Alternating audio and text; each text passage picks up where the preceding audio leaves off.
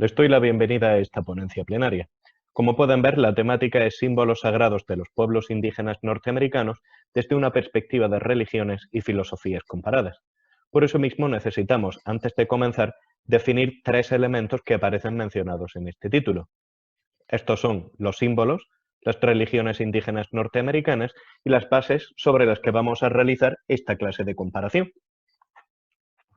Los símbolos, en primer lugar. Respecto a los símbolos en el pensamiento tradicional, en el pensamiento de las religiones de la antigüedad, se consideran una manifestación descendente de aquello que es completamente trascendente, de la esencia misma de la divinidad o de lo divino, que es inefable, inconceptualizable. No se puede hablar, no es posible expresarla. Los símbolos, por lo tanto, son una especie de acercamiento, una especie de analogía. Intentan decir aquello que no debe ser dicho, en palabras de Thomas S. Eliot. Por eso, los símbolos, en cierto modo, son el vehículo de lo trascendente. Forman, por lo tanto, una especie de gramática universal, si no en su aspecto meramente formal, en el sentido de la forma que tienen, sí en un sentido analógico, en cuanto que admiten analogías tanto de forma como de significado en las distintas tradiciones religiosas que emplean estos símbolos. Tradiciones religiosas y también tradiciones filosóficas, dado que muchas de ellas utilizan símbolos como base sobre la que desarrollar la posterior argumentación. Frente a este carácter, en cierto modo universal, este carácter de gramática universal que tienen los símbolos, los signos, por el contrario, podemos decir que son una especie de contrapartida oscura. Los signos tienen siempre un carácter puramente convencional. Están estrictamente realizados por los seres humanos y además están pactados. Los símbolos, sin embargo, parecen proceder de algún tipo de estructura. Si este tipo de estructura común es una estructura de carácter lingüístico, de carácter gramatical, de carácter ontológico, de carácter psicológico, no es el objeto propio de esta plenaria. Los signos, por lo tanto, son convenciones, no tienen una gramática común y los signos pueden ser creados y descartados. Los símbolos simplemente pueden ser olvidados. Por lo tanto, en nuestro análisis vamos a comparar los símbolos, es decir, vamos a comparar los elementos de esta gramática general dentro de las religiones de los pueblos nativos norteamericanos. Y ese es el segundo punto que tenemos que definir. Según la clasificación de las religiones de William Stoddard, las religiones nativas americanas forman parte del grupo de los chamanismos hiperbóreos, es decir, los chamanismos del norte o los chamanismos de la parte de Hiperbórea, es decir, la parte más al norte del mundo.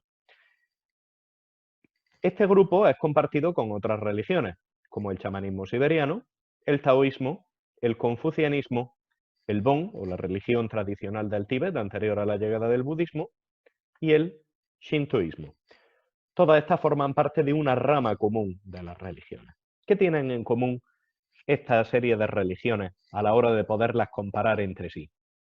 A la hora de poderlas comparar entre sí, el primer acercamiento más inmediato es que todas ellas tienen cierto componente chamánico. Por lo tanto, nos movemos en un ámbito de símbolos propios de las religiones chamánicas. En algunas de ellas esto parece más desvaído, como por ejemplo en el taoísmo y en el confucianismo. Tienen este componente chamánico, pero sin embargo se encuentra alterado por la historia propia de las religiones y por las peculiaridades de la civilización china. Otro elemento común y definitorio es el lugar de la teofanía. La teofanía es la manifestación de lo divino. En las distintas religiones, la teofanía acontece en un lugar diferente. Por ejemplo, en el cristianismo, la teofanía acontece en la figura de Jesucristo y por eso su vida y sus actos son son fuente simbólica de los diversos rituales y plegarias cristianas. En el caso del judaísmo, el lugar propio de la teofanía, de donde se toman los símbolos, es la Torá. En el caso de los chamanismos hiperbóreos, el elemento común de la teofanía, el lugar, es la naturaleza. Pero la naturaleza se entiende en dos sentidos. Bien la naturaleza en el puro sentido del medio ambiente, del entorno inmediato, y desde esta perspectiva es por lo que estas religiones suelen recurrir al simbolismo animal y a la comparativa vegetal. Pero también considerado desde la perspectiva de la esencia, la naturaleza como la esencia de las cosas. Y por esto es por lo que los chamanismos hiperbóreos también tienen una gran fuente simbólica del mundo espiritual, basada en la presencia de los espíritus o del cielo o el mandato del cielo. Esta rama religiosa, como vemos, destaca de las otras dos que aparecen establecidas aquí de manera sucinta, como son las mitologías arias y los monoteísmos semíticos. Con lo cual, los diversos símbolos que encontremos, que tomemos para realizar nuestra comparativa, no solo podremos compararlos con las otras religiones del chamanismo hiperbóreo, sino también con las religiones pertenecientes a las mitologías arias o a los monoteísmos semíticos. Los símbolos que tomamos se basan en los siguientes criterios. En primer lugar, un criterio es que resulte importante para las religiones nativas norteamericanas, y estos tres símbolos que veremos a continuación efectivamente lo son. En segundo lugar, hemos optado por buscar unos símbolos de una manera lo más extensa posible, de manera que tengamos un símbolo general, un símbolo en un objeto concreto y estático y un símbolo puesto en movimiento. Por eso tenemos el agujero de salida del humo, el palo de la oración como objeto simbólico y el ritual de la pipa sagrada como símbolo en acción, símbolo puesto en movimiento. Respecto al agujero de salida del humo de los nativos norteamericanos, nos estamos refiriendo al agujero que se encuentra en la parte superior del tipi, como se puede ver en la fotografía. Dicho agujero, en opinión de Ananda Kantish Kumaraswamy, actúa como una especie de axis mundi, es decir, el eje del mundo, es el símbolo de unión entre los distintos mundos, el mundo divino y el mundo terrestre, el mundo espiritual y el mundo humano. Esto suele reflejarse en las tradiciones chamánicas norteamericanas, puesto que el alma del chamán sale a través del agujero de salida de humo, elevándose hacia el plano de los espíritus. Sin embargo, esto actúa como un agujero de entrada, pero también como un agujero de salida, es decir, es una puerta en dos direcciones, puesto que, por ejemplo, entre los Yupik de Alaska, en la gran festividad de los muertos, el alma de los difuntos es invitada a entrar a través del agujero de salida de humos del Kashkik, que es una especie de tienda comunal para los hombres. Este concepto en realidad no es tan ajeno ni tan extraño a la mentalidad tradicional europea, como podemos ver aquí. En el famoso Panteón de Roma, en el Panteón de Agripa, el oculus, el agujero de apertura en la parte superior, simboliza también esta puerta de salida. El techo, en la parte superior de la mayoría de las construcciones antiguas, tiende a simbolizar el cielo, aquello que es celeste. El agujero en el techo, por lo tanto, indica esa puerta de comunicación entre lo divino y lo terrestre. Es el agujero que a través del plano celeste permite la comunicación entre lo que está más abajo y lo que está más arriba. ¿En qué consistía originalmente este tipo de comunicación en el Panteón? Según Herstrom, se basaba en una especie de heliofanía, es decir, en una manifestación del sol. Cuando el rayo del sol entra a través del oculus, es donde se produce la manifestación de lo divino, el descenso del dios sol para traer la bendición, la prosperidad y la purificación de aquellos que participan de la ceremonia religiosa. Todavía en nuestros días se mantiene en cierto modo esta simbología dentro de la tradición católica, puesto que después de la misa de Pentecostés, celebrada en el Panteón, es costumbre arrojar por el oculus pétalos de rosa simbolizando el descenso del Espíritu Santo sobre los fieles cristianos, tal y como se celebra en el día de Pentecostés. Por lo tanto, nos encontramos ante un ejemplo de transposición o un ejemplo de traducción simbólica de carácter analógico del mismo símbolo, que en este caso es la apertura en el techo, perfectamente equiparable por analogía también, con la del tipi de los nativos norteamericanos. Esta puerta de comunicación ontológica entre los diversos planos, sin embargo, tiene dos direcciones y por ser un axis mundi, un eje del mundo, permite tanto el ascenso como el descenso. Así, en la tradición popular europea, los aquelarres de las brujas se producían de la siguiente manera. La bruja, tras haber untado su cuerpo desnudo con el ungüento de vuelo, echaba a volar a través del agujero de humo de la chimenea, del tiro de la chimenea, y bien en cuerpo o bien en espíritu, a través de allí podía llegar al aquelarre, al lugar donde se celebraba el aquelarre. Esto nos está indicando de nuevo simbólicamente la función de axis mundi, la función de elemento conector. Volviendo de nuevo a América, entre los Tlingit al suroeste de Alaska, existe la creencia de que las brujas para realizar sus encantamientos necesitan subir a lo alto de la tienda, a lo alto de la casa, y mirar a través del agujero de humos para localizar a la infortunada víctima, que desde entonces es cuando puede ser objeto de encantamientos y objeto de maleficios y brujerías. También esta simbología de la salida de humos lo encontramos en otras religiones de los chamanismos hiperbóreos, como por ejemplo entre los buriatos de Siberia o entre los mongoles. Así, esto que vemos en la fotografía de la izquierda es una yurta, que es la tienda tradicional mongola y también la de los buriatos, y a la derecha podemos ver por dentro cómo es el agujero de salida de humo. Aquí también el chamán sale espiritualmente a través de este agujero y se producen las distintas influencias espirituales mediante el mismo. De hecho, en la historia secreta de los mongoles se refiere la historia de Alan Ko, que era una doncella ancestro de Genghis Khan, y que contaba cómo a través del agujero de salida de humo por la noche, cuando ella estaba durmiendo, entraba un hombre de color amarillo y por la noche le frotaba el vientre. Y luego salía en forma de perro amarillo a través del mismo agujero de salida de humo.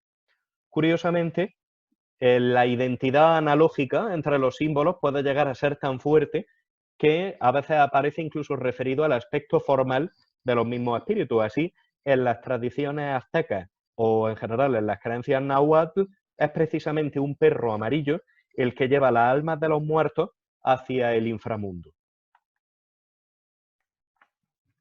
A continuación tenemos el palo de oración. Nos encontramos ante un objeto altamente simbólico y fuertemente ritual.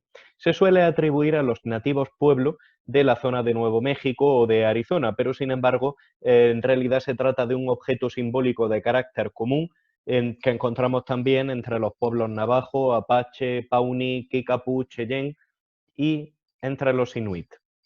Se trata de un palo que se talla y en ocasiones se pinta de azul o de verde, al que se le añaden determinadas plumas. Tanto las plumas como los tallados varían dependiendo del rango del oferente, del espíritu al que va dirigida la ofrenda y de los propósitos que se pretenden obtener con el palo de oración. Se utiliza para reforzar la plegaria y la oración a los dioses y a los espíritus, pero no se trata simplemente de una herramienta de plegaria, es decir, no es un instrumento para la plegaria, como puede ser, por ejemplo, un rosario, sino que este objeto es la plegaria misma. La oración se ha incorporado al objeto a través de su proceso de manufactura y el objeto ya es la oración en sí misma. Esto aparece reflejado, por ejemplo, en el siguiente canto zuni: que nuestra madre tierra sea cubierta por un cuádruple vestido de blanca harina, que pueda cubrirse de las flores de la escarcha, que en cada montaña cubierta de musgo los bosques se abracen unos a otros con frío, que sus brazos se rompan con la nieve. Para que la tierra permanezca así, he grabado mis palos de oración con la forma de seres vivos. El palo de oración, por lo tanto, es ya la oración misma. El símbolo ha devorado al objeto. Muy lejos de allí, en el norte de Japón, entre el pueblo Ainu, el pueblo heredero de la cultura prehistórica de los Jomon, encontramos un objeto bastante análogo. Se trata del ipakusui. El ipakusui, como vemos en la fotografía, son también unos palos tallados La talla, de nuevo, va a depender de los propósitos buscados con el ritual. Y una de las partes, la parte superior, la parte en forma de triángulo que vemos aquí, se llama la lengua.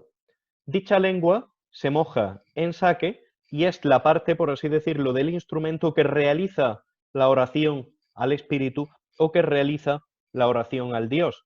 Por lo tanto, estamos ante un objeto hablante, estamos ante un objeto orante. Esa oración se eleva hacia lo divino, se eleva hacia lo espiritual.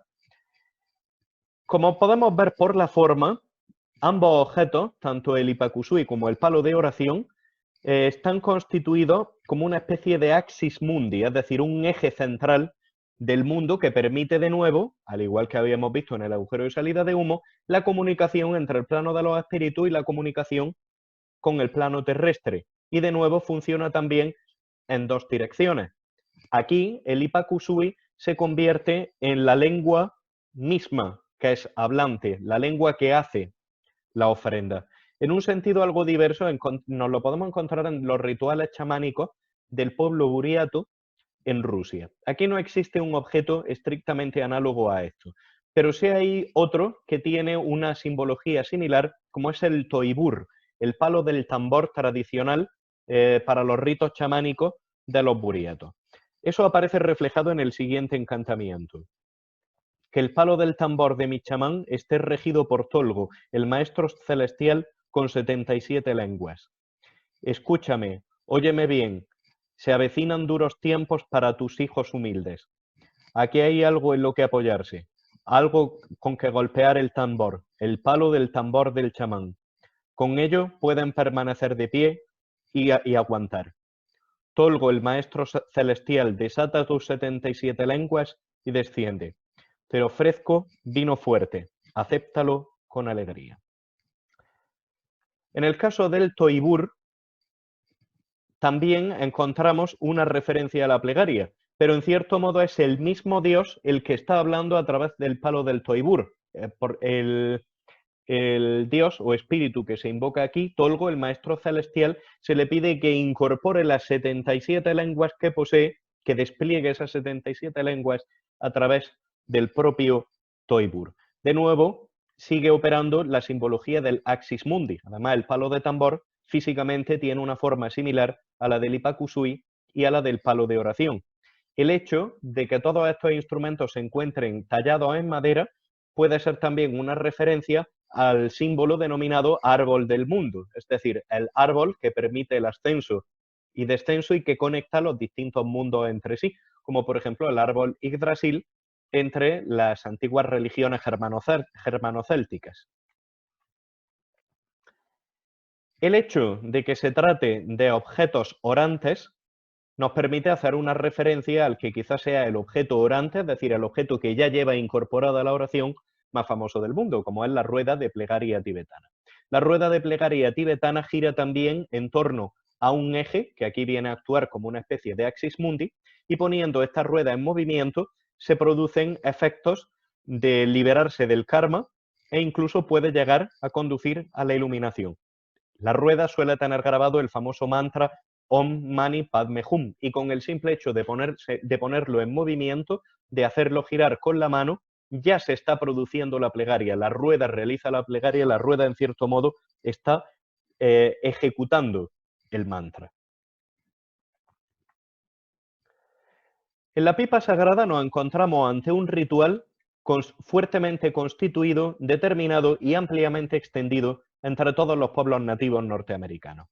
Es también conocido como el calumet, como vemos a pie de foto, y la simbología es altamente poderosa, puesto que, como vemos, está compuesto de dos partes: la caña de la pipa, a través de la cual se inhala el humo, y la cazoleta. La caña de la pipa tiene una simbología masculina, creativa, y por lo tanto a través de ella se invoca el poder. Por contraposición, evidentemente, podemos saber que la cazoleta va a tener una simbología de carácter femenino. Con la inserción del palo en la cazoleta es donde va a comenzar el ritual propiamente dicho de la pipa sagrada y por lo tanto se va a convertir en un objeto sacramentalmente cargado.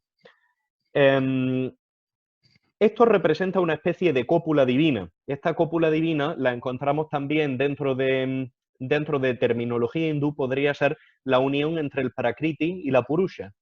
En la simbología griega vendría a ser también la unión entre forma y materia, entre esencia y sustancia. A través de esta unión entre forma y materia, entre esencia y sustancia, el individuo puede acceder a lo sagrado y alcanzar una regeneración, uniéndose al hombre arquetípico, al macroánthropos. Esto aparece de una manera más o menos clara en el siguiente canto 6. Mira esta pipa, en realidad es un hombre. He puesto todo mi ser dentro de ella. Tú también pon tu ser dentro de ella y quedarás libre de todo aquello que viene con la muerte. Tras la cópula sagrada, representada simbólicamente por la unión de los dos elementos de la pipa alcanza todo su poder y potencia. Esta cópula sagrada, en cierto modo, viene a obrar como una especie de nueva génesis, de nueva creación del mundo, y al producirse una nueva creación va a permitir también a quien oficia la ceremonia actuar o modificar elementos del mundo que se despliega a consecuencia de esa nueva creación. En la ceremonia propia de la pipa sagrada se realiza una ofrenda se realiza una ofrenda a las 4 direcciones del espacio y al Sol y a la Luna. Esta ofrenda se realiza simplemente con pellizcos de tabaco que se esparcen en torno a esas 4 direcciones para el Sol y para la Luna. Esto se remarca apuntando a las direcciones con el palo de la pipa, la parte por donde se canaliza el humo. El propósito de este ritual es un ritual de generación, un ritual de ofrenda y también tiene un ritual de carácter comunal, puesto que fomenta los lazos entre aquellos que participan del ritual. De hecho, tiene una parte legal muy marcada que consiste en lo siguiente, en que los pactos y acuerdos que se realizan a través del ritual de la pipa sagrada pasan a adquirir un carácter también sagrado y por lo tanto son irrompibles.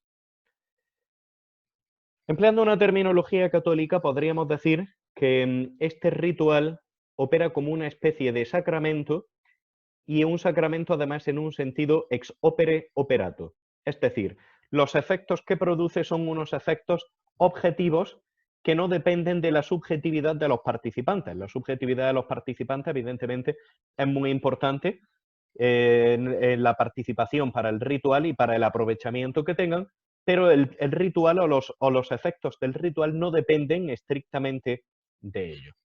Esta correlación con los sacramentos no parece tan lejana como pudiera suponerse, puesto que, por ejemplo, entre el pueblo lakota nos encontramos con 7 rituales que reciben del cielo. Estos rituales son el mantenimiento o la guarda del alma, el rito de purificación, la búsqueda de una visión, la danza del sol, la ceremonia de hacer parientes, el rito de pubertad de las muchachas y arrojar la pelota.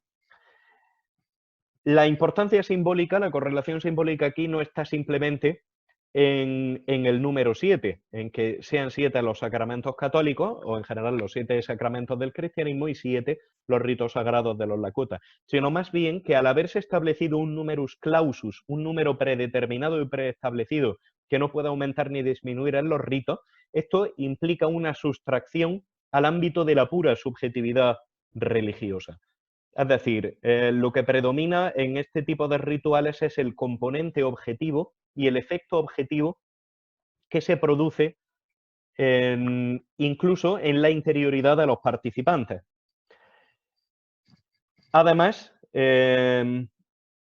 muchos de los pactos en la Edad Media, en Europa en la Edad Media, se ratificaban a través de la Eucaristía para darle también cierto carácter de inquebrantabilidad, como hemos hecho ya alusión a este aspecto del ritual también de la pipa sagrada.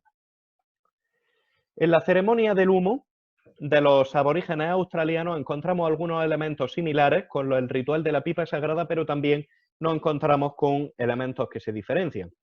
El elemento más inmediatamente común, evidentemente, se trata del humo, y del modo en el que se apunta el humo o se produce el humo con un propósito de purificación. Sin embargo, nos encontramos también con otra serie de elementos comunes. En primer lugar, en ambos casos se utiliza una hierba. En ambos casos son hierbas autóctonas. En el primero, en la pipa sagrada, nos encontramos el tabaco y aquí nos encontramos una planta autóctona denominada Eremófila longifolia. Las hojas de esta planta se disponen en torno a un fuego sagrado que actúa aquí como axis mundi al no utilizarse el instrumento de la pipa, y el modo de disposición es precisamente hacia las 4 direcciones del espacio, admitiendo una correspondencia o al menos cierta analogía con la ofrenda de tabaco a las 4 direcciones en el ritual de la pipa sagrada. Aquí se utiliza con propósitos purificatorios y para liberar de los malos espíritus, pero puede variar también dependiendo de los propósitos del ritual. Así, por ejemplo, en los rituales de dar a luz, se produce también una sufumigación de la madre y del recién nacido con el propósito de purificarlo y además de fortalecerlo. En los rituales de difuntos se prende la hoguera y con las hojas de la planta cerca de la tumba o del lugar de enterramiento y el humo se dirige hacia los participantes. Con lo cual también nos encontramos una simbología análoga en el ritual, y es que el humo se dirige hacia los participantes, está expresamente dirigido hacia los participantes, hacia aquellos que van a recibir el principal objeto del ritual. En el caso de la pipa sagrada se suele dirigir hacia los espíritus y apuntando también con el propio objeto de la pipa hacia las 4 direcciones del espacio, mientras que en la ceremonia de los aborígenes australianos se suele dirigir más bien hacia aquellos recipiendarios del efecto del ritual, bien los que asisten al enterramiento, o bien a la madre o al hijo, o bien a todo aquello en general que simplemente buscan la purificación. A modo de conclusión, podemos resumirlas brevemente en 3. En primer lugar, hay un tipo de gramática simbólica, y esta gramática simbólica, a través de la comparación entre las distintas religiones, entre los distintos símbolos religiosos, podemos encontrar significados comunes. En segundo lugar, nos encontramos con que los símbolos de salida del humo, del palo de oración y de la pipa sagrada crean un centro sagrado y se estructuran en torno a un axis mundi, un eje del mundo que conecta el cielo con la tierra. En tercer lugar, estos 3 símbolos propios de las religiones nativas norteamericanas tienen ciertos equivalentes bastante aproximados en Asia y en Europa, en Japón, en Rusia y también conceptualmente en el Tíbet a través de las ruedas de oración. En el caso de los rituales que hemos comparado, dentro de los aborígenes australianos, admite al menos una similitud estructural con la pipa sagrada. Y de manera que la conclusión principal quizás sea que el significado de estos símbolos no queda limitado necesariamente por condicionamientos geográficos, culturales o religiosos. Con esto concluimos la plenaria. Espero que hayan disfrutado la presentación. Naturalmente quedo a su disposición para cualquier pregunta o comentario que quieran hacerme y muchas gracias por su atención.